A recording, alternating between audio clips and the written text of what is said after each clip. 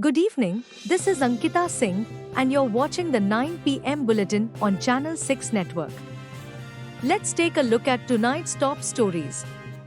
Tamil Nadu Chief Minister M.K. Stalin has issued a strong warning to the central government against implementing the national education policy's three-language formula. He reaffirmed Tamil Nadu's commitment to its two-language policy and accused the centre of attempting to impose Hindi. Stalin stated that any such move would not be tolerated, emphasizing the state's determination to protect its cultural identity. Prime Minister Narendra Modi will be the guest of honor at Mauritius' 57th National Day celebrations on 12 March 2025. This visit underscores the deep historical and cultural ties between the two nations and is expected to strengthen bilateral cooperation across multiple sectors, including trade and maritime security. Rajasthan Chief Minister Bhajan Lal Sharma has received a death threat from an inmate inside Dausa jail. The threat has raised serious concerns about prison security and the use of unauthorized mobile phones by inmates. Authorities have launched an investigation to determine how the threat was issued and whether there was any external involvement. Former U.S.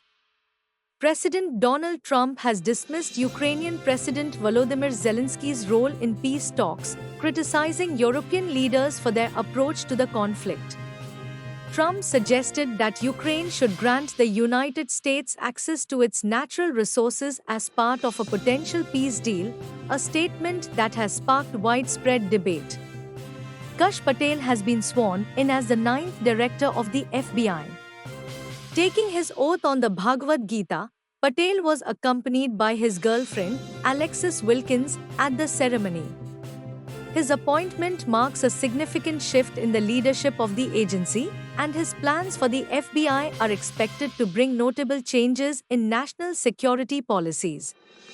Sourav Ganguly has praised India's batting lineup in the upcoming ICC Champions Trophy 2025, comparing it to having 5 Shubman Gills in the team. Ganguly highlighted India's strong depth and versatility, expressing confidence in the squad's ability to dominate the tournament. Comedian Samay Raina has broken his silence on the India's Got Latent controversy. In an emotional YouTube post, Raina addressed the allegations surrounding the show, thanked his supporters, and shared insights from his ongoing Canada tour. His response comes after weeks of speculation and online debate. MS Dhoni has hit back at critics questioning his age ahead of IPL 2025. The 43-year-old Chennai Super Kings captain stated that performance matters more than age, reinforcing his commitment to the game. Dhoni continues to focus on his fitness and training as he prepares for another season in the league. In Uttar Pradesh, the Special Investigation Team has filed a massive 4,000-page charge sheet in 6 of the 12 cases linked to the Sambhal violence that took place on 24 November during the ASI's mosque survey. So far, 80 people have been arrested, and several foreign-made weapons have been seized as part of the investigation. A Mumbai Sessions Court has sentenced a 25-year-old watchman to 7 years in prison for attempting to rape and murder a woman in her Andheri West residence.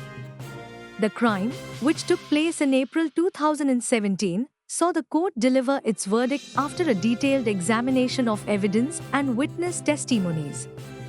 In Maharashtra, Mumbai police have arrested 2 individuals from Buldhana district for allegedly sending an email threatening to bomb Deputy Chief Minister Eknath Shinde's car. Authorities are investigating the motive behind the threat and whether the accused had any connections to larger criminal networks. That's all for now on Channel 6 Network. Stay tuned for further updates, and don't forget to follow us on social media for breaking news. This is Ankita Singh, signing off. Good night.